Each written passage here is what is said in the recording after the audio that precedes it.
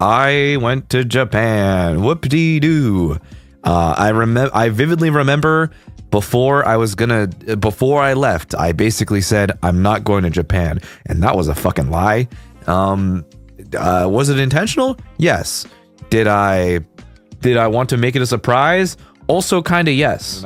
So yeah, that was a fucking lie. And I thought, you know what? It would be really funny if people just found out that I was there, you know? So yeah, I don't know. I mean, frankly, like, it was for shits and giggles. You think of the 12 months. The big for real? Yeah, for real. I don't know. We low-key knew. I'm kind of curious to see who figured out. You know what I mean? I want to know who kind of figured out. The community post, LMFAO. Oh yeah, I forgot I made that. You know, not gonna lie, I made that community post on my iPad, and I didn't realize it was public. It was supposed to be member, because I was like, oopsies, and I completely forgot. I completely forgot about that. So, oopsies. But yeah, so surprise, surprise, I was at Off Collab Karaoke, and that shit was fun. That shit was cool. It was pretty obvious. Okay, well, whatever, man. Whatever. But yeah. Okay, so what happened? Where do I begin? Where do I start? That I don't think I have anything super crazy when it came to the flight. I will say this is probably the first flight that I've ever considered upgrade, or rather that I did decide to upgrade my seat, because I went from regular economy to economy plus. This was the first time I've ever done this shit.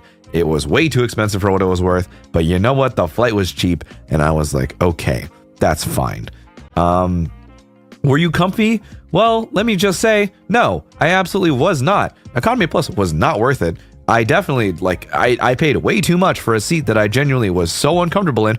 Why? Because I booked a seat that I thought, you know, maybe I would just have just one more person in my row. But guess what? It was a full flight. And you know what sucks even more? You know, when you're a broad-shouldered guy sitting in either seat, all of them suck. You need to be in the aisle seat, or you need to just suck it up and slouch forward and put your shoulders forward and fucking crunch up in order to make space for the guy next to you. And that sucked. But guess what? What happens is it's even worse when there's two people with really wide shoulders. Why? Because I sat next to a guy. I'm in the window seat, by the way. There's another guy next to me who also is very broad-shouldered and very big. And I was like, oh no, the both of us are gonna have issues.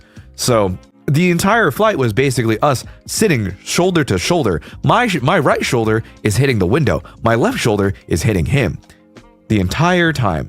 And the only other time that it wasn't was when I was leaning forward in order to sleep, because I would put my head down and I would sleep that way.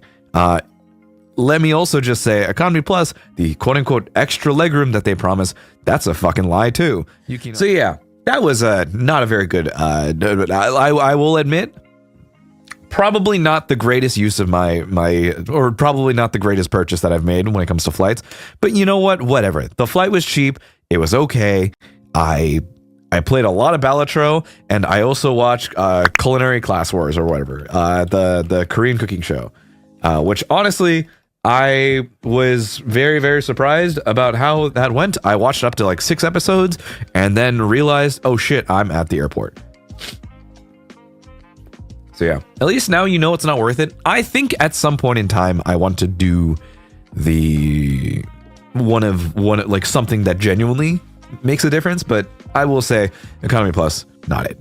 Do you at least get to enjoy the window view? No, I didn't. Why? Because it was in the middle of the day and the sun was too fucking bright. So all of us on that fucking plane had the windows closed.